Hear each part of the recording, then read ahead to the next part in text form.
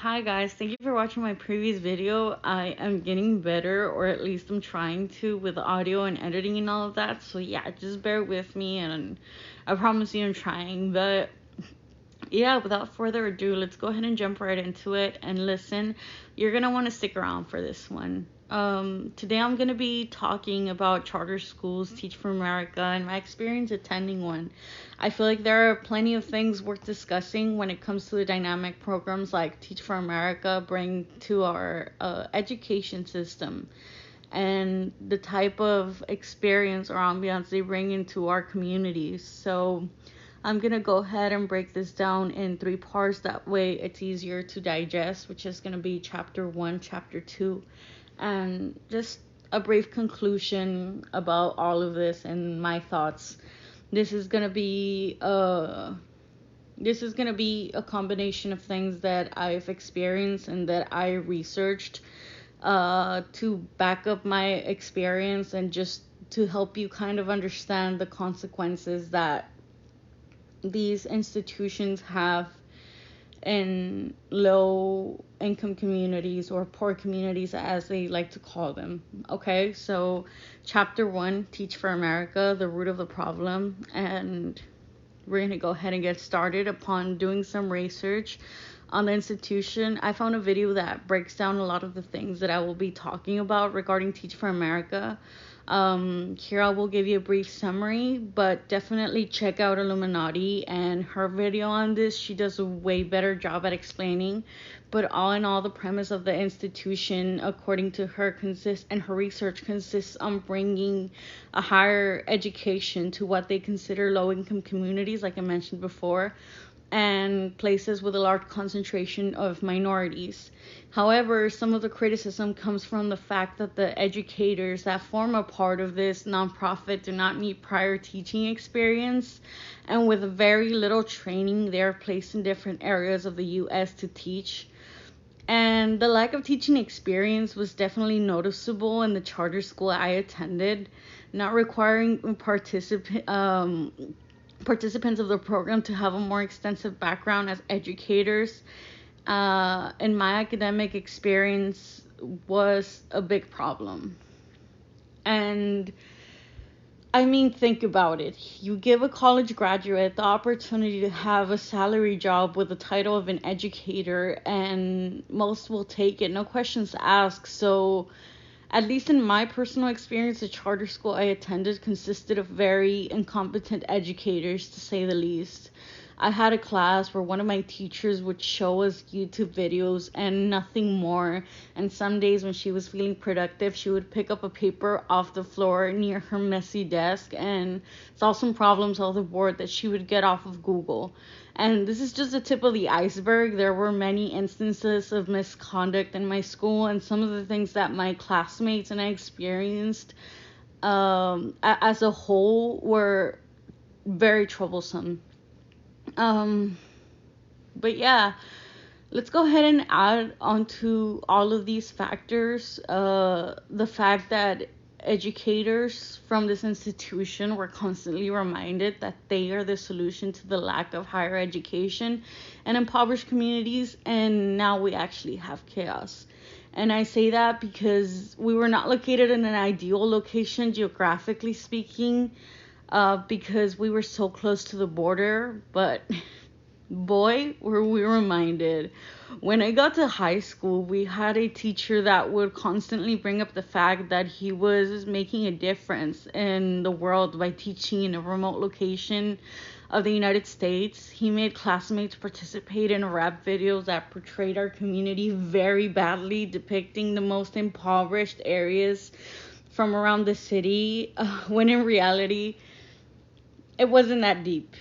And hear me out when I say this. Yes, we did have a lot of areas that definitely lacked government funding when it came to infrastructure, but regardless, most of my classmates had very different economic backgrounds, from very high to very low, always centering the discussion of the class on the fact that he was making a difference and that Teach for America was making a difference got real boring real fast. This person not only had a white savior complex, but also completely neurotic and inappropriate behavior throughout the school year, from making people very uncomfortable and literal physical assault to minors that at the time I don't feel had been dealt with the importance it deserved. And today I'm here to talk about these things because I witnessed them, and at the time I didn't see how bad not only our school but the adults around us failed us. And for context, I'm going to be referring back to one of the core principles of Teach for America, which is to instill the pursuit of higher education. And in order to have kids interested in college, this school, my school, would plan what they called a field lesson, which was a trip to an out of town university to experience some of the college life view and just see the infrastructure and stay in the dorms for a few nights. And on this instance, we traveled to Louisiana, New Orleans. And listen, this trip was not funded by the school, and each student was required to come up with a large amount of money. I honestly don't remember what the quantity was, but throughout the school year, you had to give payments, kind of like in installment plans. And if you simply couldn't afford to pay, you'd stay behind, which is, I don't know, it's kind of ironic. Like, talk about No Child Left Behind, right? Like, make it make sense. So, on this particular trip, or the bus trip, the same teacher that I keep referring back to because it was insane. He brought a taser and pepper spray on the trip, and that same day he pepper sprayed several students, and everyone was forced to evacuate most of the building because he had maced a couple of students in the account that they were like play fighting, and it got to a point where he felt threatened. Him, the adult, felt threatened by a group of teenagers. And listen, I don't know how uncomfortable he felt that he had to bring self-defense weapons to a trip, but all I'm saying is that you can question if this was due to prejudice and fear of minorities. I'm not saying it is though, but it leads you to think. I mean,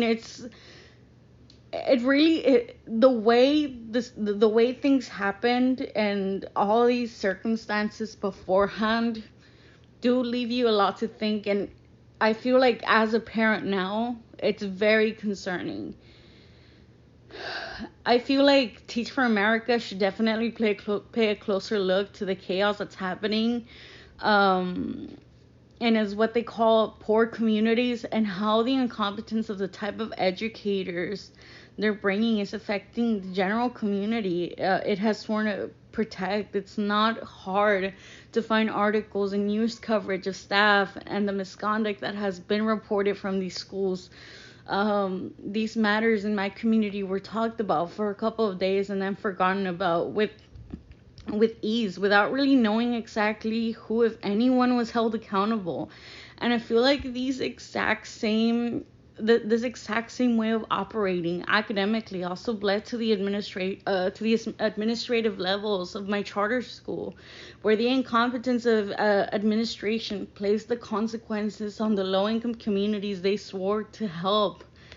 And this is how I'm gonna be transitioning into chapter 2, which is Tom Torkelson and his great idea, which is a play on a word. Anyways, let's go ahead and get moving. I'm going to talk about the political aspect of this, and I'm going to give you a brief explanation on charter schools. So, conservatives like Betsy DeVos usually lobby to promote charter legislation, and under my DPS, they have closed many public schools, and a lot more charter schools have been popping up. DeVos's family founded their own charter school, and upon interviewing some CEOs of charter schools, they explained that these schools are treated like a business. And like all or most big businesses in America, the tax exemptions and the spending regulations are not looked at or policed by the government. I mean, Vice made a mini documentary I urge you to go watch it. It's on YouTube, and it talks about charter schools, and it talks it gives you a lot of questions that a lot of people typically don't think about when charter schools start popping up. And that is the fact that a lot of studies have shown that they're driving public schools away, and that in a way they're taking a percentage of public school funding. And DeVos and the people that lobby for these charter schools are very much well aware of these things, and they don't want to invest in public schools. They just rather privatize education. And at the time when this documentary was made, DeVos didn't want to take any interviews, so her husband, Dick DeVos, I mean, fucking accurate name, he took an interview, and they told him, they were like, what do you think about charter schools acting like private schools but still using public funding and pushing away public schools? And he said, I appreciate the sentiment, but it's not happening like that.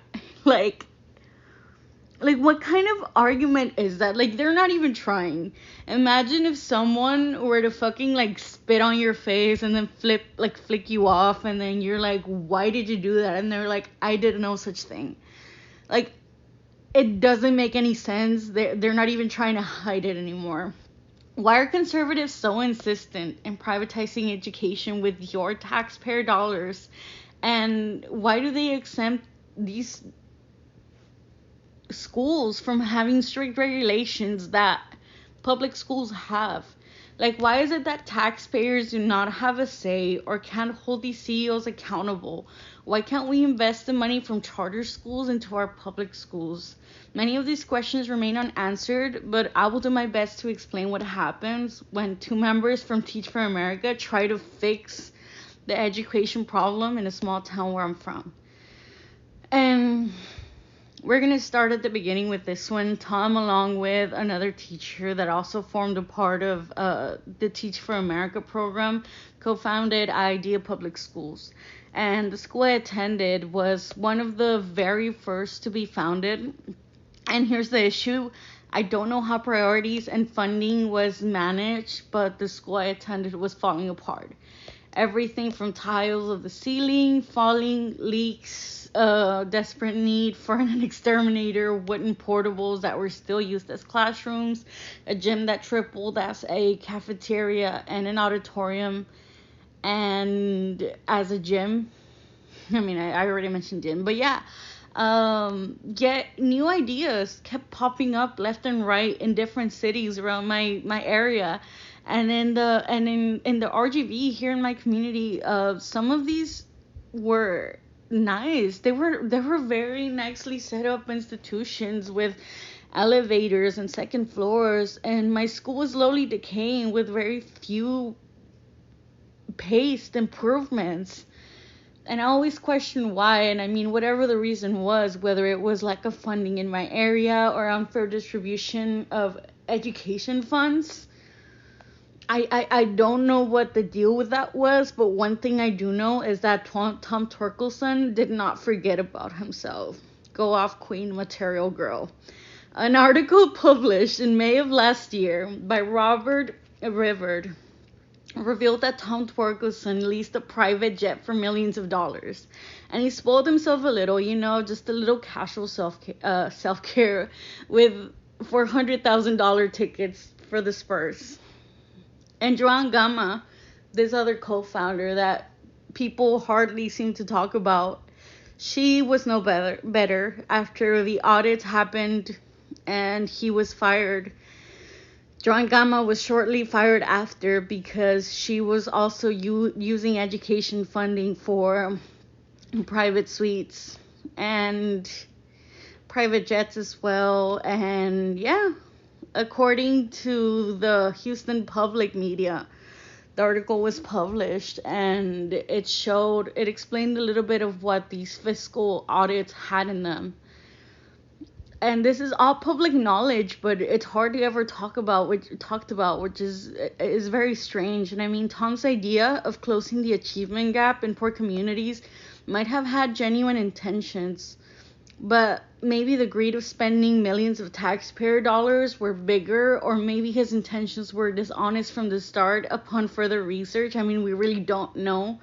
But this scandal and just charter schools as a whole, when I was looking into all of this, opened an entirely different can of worms for me. And I feel like there's a much bigger issue than just idea. This isn't the first time a CEO of a charter school takes advantage of money geared towards the quality of education they swore to uphold.